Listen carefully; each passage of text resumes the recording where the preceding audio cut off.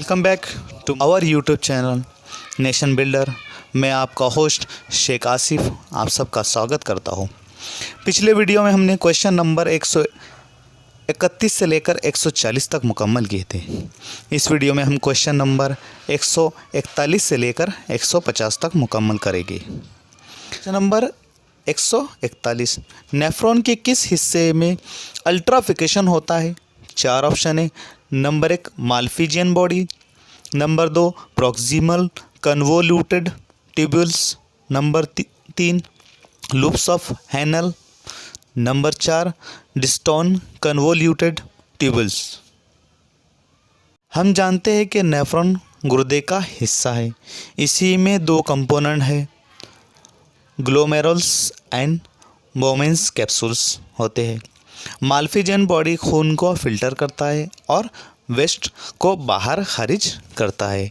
तो इसलिए हमारा इस सवाल का सही जवाब है option number 1 Malpighian body. Next question है क्वेश्चन नंबर 142, एक मखसूस वास्ते से गुजरने वाली लहरें वेव की चाल 960 मीटर पर सेकंड है। वास्ते के एक मखसूस नुक्ते से 1 मिनट में 3600 लहरें गुजरती है, तो इन लहरों की तूले मौज यानी वेवलेंथ डैश डैश होंगी। 4 ऑप्शन है। Number 1 2 metre, number 2 4 metre, number 3 8 metre, number 4 16 metre. में लहरों की चाल बराबर v बराबर 660 मीटर पर सेकंड दी हुई है और 1 मिनट में वो 3600 लहरें गुजरती है। अब हम इसे सेकंड में मालूम करेंगे, यानी इसको सेकंड में करने के लिए हम उसे 60 से डिवाइड करेंगे, जिससे हमें उसका तवातुर मिल जाएगा। 60 सेकंड से डिवाइड कर देंगे क्योंकि 1 मिनट में 60 सेकंड होते हैं। ये सिफर से सिफर कट गया, 6 6 6 6 36, 6 सिफर सिफर, इसलिए n बराबर हमें मिल जाएगा 6 यानी हर्ट्स। 60 हर्ट्स में हमें मिल गया। हमें लहरों की तूले मौज मालूम करना है, तो उसके लिए हमारे पास formula lambda is equal to v upon n होता है और v हमको दिया हुआ है 660 और n हमने अभी मालूम किया 60, सिफर से सिफर कट गया, 6 का 6 6 का 6 3 बचे 6 6 36, यानी आवाज़ की लहरें कितनी है? आवाज़ की लहरों का तूले मौज हो गया 16 मीटर। इसलिए हमारा इस सवाल का सही जवाब है ऑप्शन नंबर 4। क्वेश्चन है क्वेश्चन नंबर 143, एक उपजते हुए जर्मिनेटेड जीरे पोलन ग्रेन में कौन से खलिए सेल्स नर जवाजे मेल गैमेट्स बनाते हैं? 4 ऑप्शन है। नंबर 1 नली नुमा खलिए, नंबर 2 गैर जिनसी खलिए, नंबर 3 जानदार शय की इब्तदाई सूरत वाला मसाम, नंबर 4 क्रीम वाले खलिए। तो इस सवाल का हमारा सही जवाब है ऑप्शन नंबर 4 जर्नेटिव सेल्स, क्रीम वाले खलिए। क्वेश्चन नंबर 144, सतह समंदर के करीब खुश्क हवा में फीसदी के मुताबिक झेल में से तीसरे नंबर का सबसे बड़ा जुज़ू कौन सा है? 4 ऑप्शन है। Number 1 oxygen, number 2 carbon dioxide, number 3 argon, number 4 neon. हम जानते हैं कि हवा में सबसे ज़्यादा नाइट्रोजन गैस का तनासुब है, वो है 78%। 2 नंबर पे आती है हमारी ऑक्सीजन जिसका फ़ीसद 21 है। तीसरे नंबर पे हमारी गैस आती है आर्गन जिसका फ़ीसद 0.93% है। तो इस सवाल का हमारा सही जवाब है option number 3 argon. Question number 145, एक जिस्म का ज़मीन की सतह पर वज़न 100 न्यूटन है। ज़मीन की सतह से r ऊंचाई पर उस जिस्म का वज़न डैश डैश होगा। ज़मीन का निस्फ़ कतर r दिया है। 4 ऑप्शन है। Number 1 25 Newton, number 2 50 Newton, number 3 12.5 Newton, number 4 62.5 Newton. सवाल में हमें जिस्म का वज़न W बराबर 100 न्यूटन दिया हुआ है और हम जानते हैं कि ज़मीन पे किसी शय का वज़न यानी ज़मीन और उस शय के बीच में लगने वाली कुव्वत से ज़ाहिर करते हैं। इसलिए W बराबर F बराबर G capital M small m upon R को 2 इसे हम मसौद नंबर 1 बोलेंगे। अब उस जिस्म का सतह ज़मीन से आर फासले पर, यानी जितना ज़मीन का निस्फ कतर है उतना ही और फासला ऐड करेंगे हम इस ज़ाब्ते में। तो हमें उस ऊंचाई पर उस जिस्म का वज़न मालूम करना है, यानी हमारा नया फार्मूला होगा W dash is equal to GM upon R plus R bracket square, क्योंकि R में हमको उतना ही फासला ऐड करना है। अब हम क्या करेंगे, तो हमें दिख रहा है कि capital G capital M small m upon 1R और 1R कितने हो गए 2R ब्रैकेट स्क्वायर, और ये बन जाएगा capital G capital M small m upon 2 का मुरब्बा हो गया 4 और R का मुरब्बा R कुवत 2 हो गया।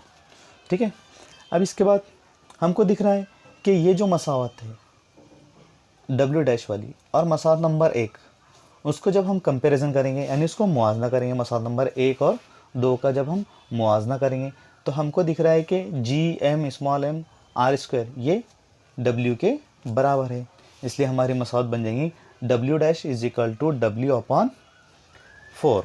अब हमको W दिया है, हमने W पता है हमको क्या कितना है, W बराबर 100, इसलिए W डैश बराबर 100/100 यानी 100/100 यानी कि 25 न्यूटन। इसलिए हमारा इस सवाल का सही जवाब है ऑप्शन नंबर 1 25 न्यूटन। क्वेश्चन है क्वेश्चन नंबर 146, उभरी अनासिर यानी ट्रांजिशन एलिमेंट्स और इनके ऑक्साइड सनती आमाल में डैश डैश के तौर पर इस्तेमाल करते हैं। तो 4 ऑप्शन है। नंबर 1 डिटर्जेंट मुसफ़ा, नंबर 2 अद्वियात मेडिसिन्स, नंबर 3 तमासी अमिल कैटलिस्ट, नंबर 4 हशरात खुश इंसेक्टिसाइड्स। तो हम जानते हैं कि ट्रांजिशन एलिमेंट का इस्तेमाल सनती कारोबार में तमासी आमिल यानी कैटलिस्ट के तौर पर किया जाता है। कैटलिस्ट वो होते हैं जो रिएक्शन को फास्ट या स्लो करने में मदद करते हैं, लेकिन ये बजाते खुद उस रिएक्शन में हिस्सा नहीं लेते। तो इस सवाल का हमारा सही जवाब है ऑप्शन नंबर 3 तमासी आमिल कैटलिस्ट। क्वेश्चन नंबर 147, नीचे दी हुई शक्ल में कुछ हिस्से अंग्रेज़ी हरूफ से दिखाए गए हैं, हिस्सों के साथ मुनासिब जोड़ी बनाने वाले हरूफ का सही मुतबादिल चुनिए। इसमें हमें 4 ऑप्शन दिए। तो जब हम शक्ल का मुशाहिदा करते हैं तो हमें पता चलता है कि ए चलाज़ा को रिप्रेजेंट करता है, बी इंटीग्यूमेंट को रिप्रेजेंट करता है, नंबर सी एम्ब्रियोसैक को रिप्रेजेंट करता है, नंबर 4 यानी डी माइक्रोफिल को रिप्रेजेंट करता है। इसलिए हमारा इस सवाल का सही जवाब हुआ ऑप्शन नंबर 2। नेक्स्ट क्वेश्चन है क्वेश्चन नंबर 148, 1 किलोग्राम कमियत की शय को ऊपर की जानिब फेंकने पर वो ज़्यादा से ज़्यादा 10 मीटर बुलंदी तक जाती है। इस बुलंदी हटाव के दौरान शकली कुव्वत कशिश के ज़रिए किया गया काम डैश डैश होगा। 4 ऑप्शन है। Number 1 98 joule, number 2 49 joule, number 3 नफ़ी 49 joule, number 4 98 joule. इस सवाल में हमें शय की कमियत बराबर m बराबर 1 kg दिया हुआ है। ज़मीन का इसरा जिसे हम g से ज़ाहिर करते हैं, ज़मीन का इसरा g बराबर 9.8 मीटर पर सेकंड हम जानते हैं। अब ज़मीन के ज़रिए लगने वाली कुव्वत, क्योंकि शय ऊपर फेंकी जा रही है इसलिए उसके ज़रिए ज़मीन के ज़रिए उसके कुव्वत लगेंगी।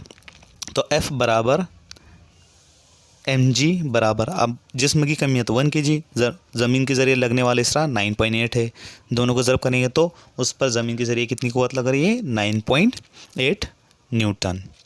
ठीक है, अब शय ऊपर की जानिब फेंकने पर वो 10 मीटर ऊंचाई पे जाती है, यानी ज़मीन से उसकी ऊंचाई कितनी होगी S बराबर 10 मीटर। ठीक है, अब शय पर ज़मीन की शकली कुव्वत के ज़रिए किया गया काम, अब जब शय ऊपर जाएंगी तो ज़मीन क्या करेंगे उसके अपनी तरफ कशिश करेंगे यानी उतना काम करेंगे, जिसे हम W से ज़ाहिर करेंगे। W बराबर F इंटू S, लेकिन F यहाँ पर माइनस क्यों है, क्योंकि शय ऊपर जा रही है तो ज़मीन उसको अपनी तरफ कशिश करती है यानी उस पर उतना ही काम करती है, इसलिए W बराबर -F इंटू S होगा। F इसलिए माइनस है क्योंकि ज़मीन उसे अपनी तरफ कशिश कर रही है और शय ऊपर जा रही है, तो F होगा हमारा -9.8 और डिस्टेंस हमको दिया हुआ है 10 मीटर। इन जब दोनों को मल्टीप्लिकेशन करते हैं तो हमें रिजल्ट मिलता है -98 जूल। इसलिए हमारा इस सवाल का सही जवाब है ऑप्शन नंबर 4 क्वेश्चन नंबर 149, जौहरी भट्टी एटॉमिक रिएक्टर में भारी पानी हेवी वाटर का इस्तेमाल कौन सा है? 4 ऑप्शन है। नंबर 1 न्यूक्लियाई इंकशाफ यानी न्यूक्लियर फिजन्स। नंबर 2 न्यूट्रॉन्स पर काबू करने के लिए। नंबर 3 जौहरी आलूदगी यानी न्यूक्लियर पॉल्यूशंस कम करने के लिए। नंबर 4 न्यूक्लियाई इंकशाफ न्यूक्लियर फिजन रोकने के लिए। जानते हैं कि हेवी वाटर पानी की ही एक किस्म है जिसमें ड्यूटेरियम होता है। ये ड्यूटेरियम ख़ास एटॉमिक स्ट्रक्चर और खुशियात रखता है जो न्यूक्लियर पावर के प्रोडक्शन में मददगार होता है। ये भारी पानी न्यूक्लियर रिएक्टर में न्यूट्रॉन पर काबू रखता है और भारी पानी मॉडरेटर के तौर पर इस्तेमाल होता है। तो इस सवाल का हमारा सही जवाब हुआ ऑप्शन नंबर 2 न्यूट्रॉन पर काबू रखने के लिए। का लास्ट क्वेश्चन है क्वेश्चन नंबर 150, कौन सी फंगल डिसीज़ मुर्गाबानी के परिंदों यानी पोल्ट्री बर्ड्स की सबसे ज़्यादा अमवात की वजह है? तो इस सवाल का हमारा सही जवाब है ऑप्शन नंबर 4 एस्परजिलोसिस। इस तरह से हमने क्वेश्चन नंबर 141 से लेकर 150 तक मुकम्मल किए और आज हमारा 2014 का पेपर ये मुकम्मल हुआ। अगर आपको हमारा ये वीडियो पसंद आया तो please like share and subscribe my YouTube channel. साथ ही बेल आइकॉन को ऑन कर दें ताकि जब भी हमारी कोई नई वीडियो अपलोड हो तो आपको सबसे पहले उसका नोटिफिकेशन मिले। Thank you.